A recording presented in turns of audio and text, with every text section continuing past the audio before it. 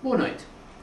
A sociedade de informação tornou-nos mais conscientes como consumidores e estamos mais receptivos e empenhados em preservar não apenas o ambiente, mas também a nossa própria saúde. Assim sendo, alguns de nós, sabendo dos malefícios do açúcar para a saúde, substituímos-lo por adoçantes.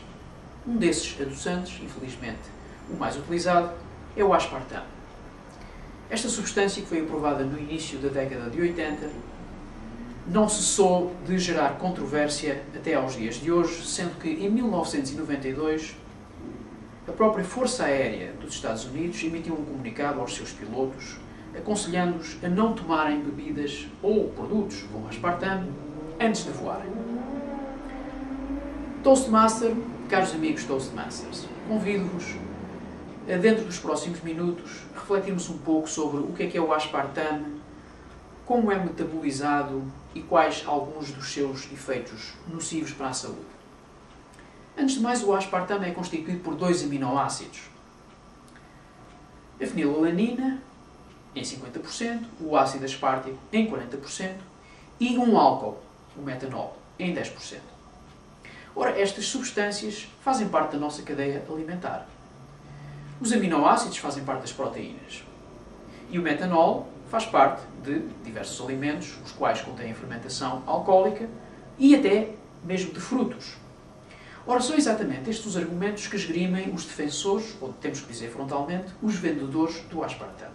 Pois se estas substâncias existem na nossa cadeia alimentar, o mesmo se passa com os constituintes do aspartame, sendo que não poderão haver efeitos nocivos para a saúde. Nada mais falacioso. Já se sabe da química que um determinado elemento ou composto, se mudar o seu contexto químico, ele não se comporta da mesma maneira.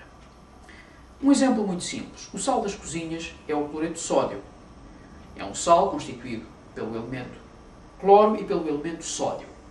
Se nós o consumirmos moderadamente, ele não nos faz mal à saúde. Poderá daí concluir-se que se consumirmos moderadamente sódio e cloro no estado puro, não haverão efeitos nocivos para a saúde? Claro que não. O sódio é um elemento altamente instável e o cloro é um gás venenoso.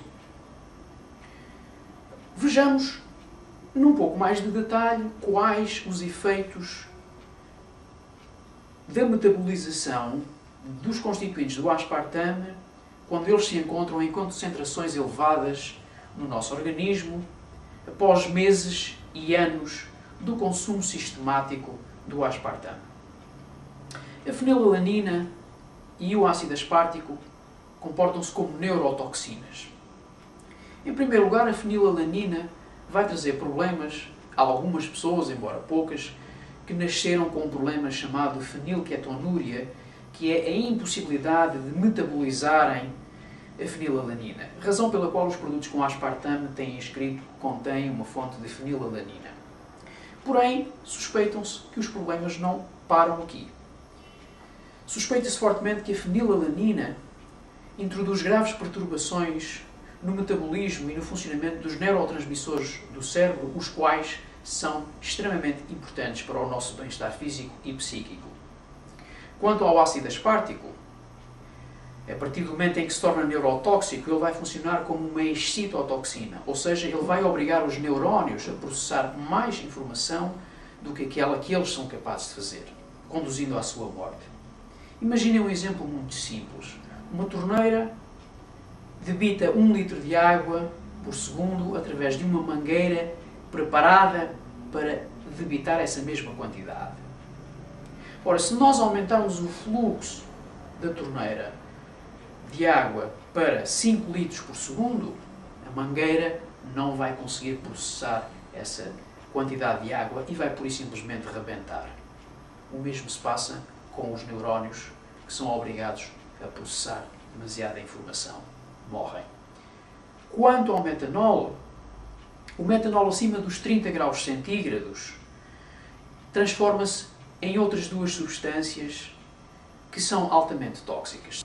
São elas o formaldeído e o ácido fórmico. Existem algumas ironias também associadas ao aspartame. Os diabéticos que confiaram neste ou alguns diabéticos que confiaram neste adoçante para terem os seus níveis de açúcar controlados, alguns deles terminaram em coma ou até mesmo em morte. Outras pessoas que, ao utilizarem o aspartame para diminuírem o seu peso, viram o seu metabolismo de tal maneira alterado e passaram a ter uma vontade incontrolável de ingerir hidratos de carbono. Meus caros amigos, o açúcar é mau para a saúde, mas o aspartame é tóxico. É tempo de pensarmos em substituições mais saudáveis, como é o caso da stevia, uma planta originária da América do Sul, a qual não tem contraindicações.